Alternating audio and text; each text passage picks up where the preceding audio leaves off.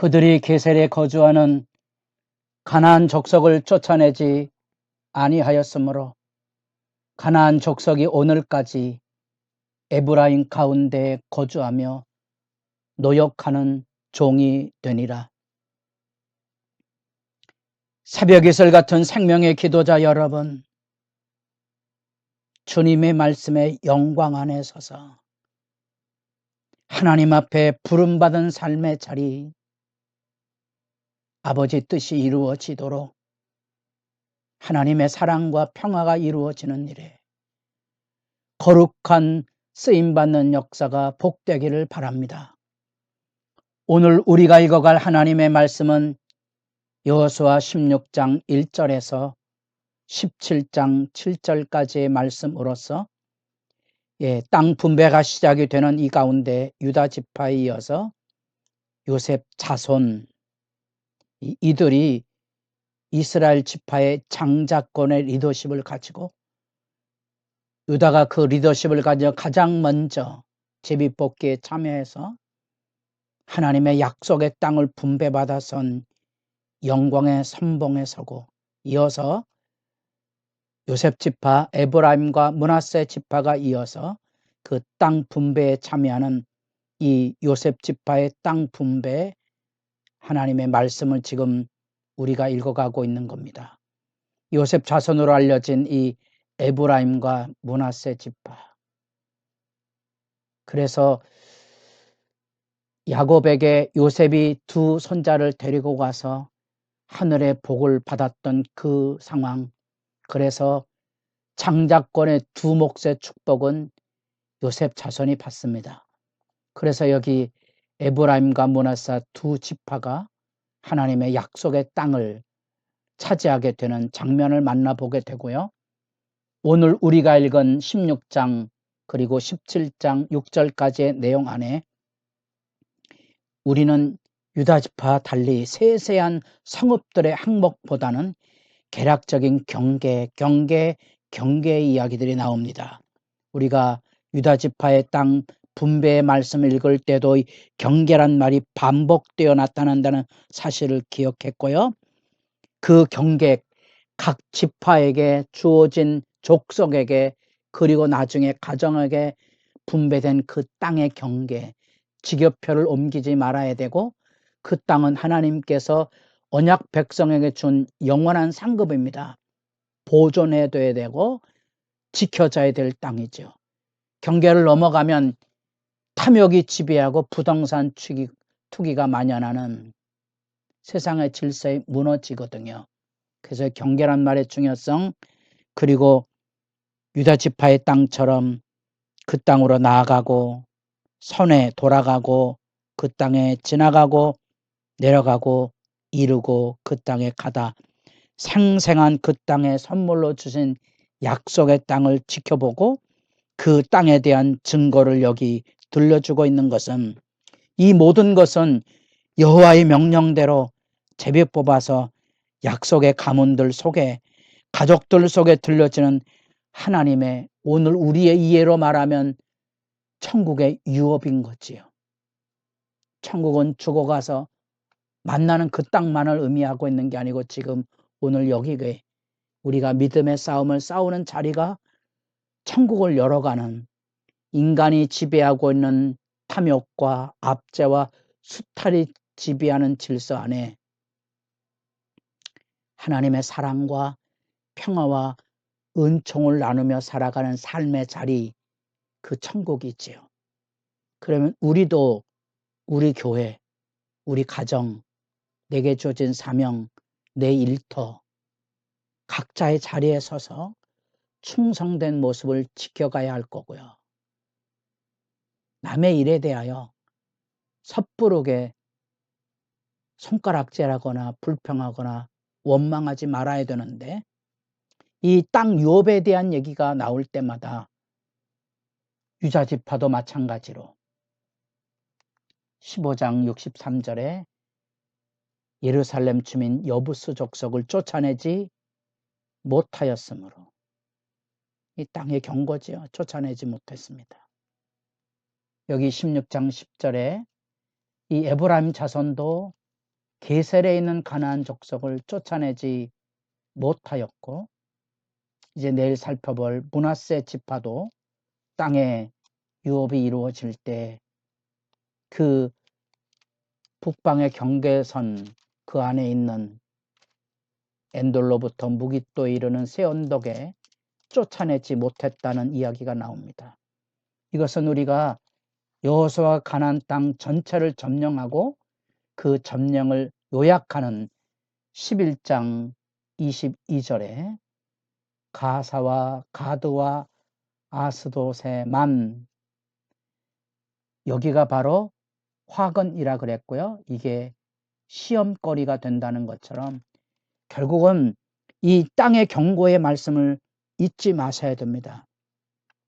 하나님이 준 이 약속의 유업이 분배될 때마다 쫓아내지 못하였던 이 이야기는 나중에 사사기 1장에 가보면 그 땅에 이스라엘 12지파 모두에게 경고로 남아있고 끝내 그 쫓아내진 가나안 사람들의 문화와 종교와 풍습 안에 무너져서 신음하는 땅이 됩니다. 오늘 우리도 각자의 자리에서 하나님이 주신 사명, 은사, 능력, 하나님이 주신 가정, 재산, 심지어 자녀까지 여러분이 믿음을 지켜서 거룩한 싸움을 싸우지 않으면 결국 그곳에 물려 들어갈 수 있다는 사실들을 경고하고 있는 거죠. 여기 교회를 세웠지만 이 교회가 하나님의 말씀 앞에 하나에서 10까지 머리부터 발끝까지 레위기 말씀을 전하면서 예배 신앙의 아름다움 그리고 철칙이에요. 철칙 지켜가지 않으면 물려 들어갑니다. 한 개인 안에도 돈을 숭배하든지 권력을 숭배하든지 어릴 적 상처받은 원한과 원망과 증오가 청산되지 않으면 물려 들어갑니다. 오둠에 무너집니다. 한국 교회가 물려 들어가고는 이 현장 안에는 저와 여러분이 저지른 이 쫓아내지 못했던 땅의 경고에 어둠의 망령에 물려달하고 있는 거지요. 누구 탓하지 마시고 손가락질하지 마시고 나라가 망한 다음에 누구 탓한다고 소용이 있겠습니까? 하나님의 심판이라도 묵묵히 끌어안고 지내야 합니다. 그것이 믿는 자가 가지고 있는 이 역사 이야기의 교훈입니다. 역사 이야기에 옳고 그름을 따지거나 진보와 보수가 옳다는 얘기에 이 분명한 악의 횡포들 수렁들 앞에 참회의 시간을 가져야 하는 것은 성경만이 진리입니다. 하나님의 말씀의 진리됨을 여러분들이 보고 듣고 아시고 그 말씀 앞에 무릎 꿇어야 됩니다. 여기 이 땅 분배가 주어지는 그 중심에 에브라임 지파와 이어서 므낫세 반지파가 가나안 요단강 서편의 땅을 나눌 때 슬로보앗의 딸들의 이야기가 여기 다시 나옵니다. 민수기의 마지막 장을 장식하는 이 슬로보앗, 약속의 땅에 들어가야 되는 그 백성이 지켜야 될 규례가 여기 있습니다. 여기 모세가 약속했던 슬로보앗의 딸들의 그 이야기가 여기 나옵니다. 여기. 그래서 17장 3절에 슬로보앗은 아들이 없고 딸뿐이요 그 딸들의 이름은 말라와 노아와 호글라와 밀가와 디르사라. 충격적이지 않습니까? 예수님의 족보 안에 여성들이 낑겨 있는데 세상에 버려진 여성들이 당당히 족보에 올라온다는 거. 계명천지 딸들에게도 유산 상속이 이루어진 때는 불과 몇 년 되지 않지 않습니까?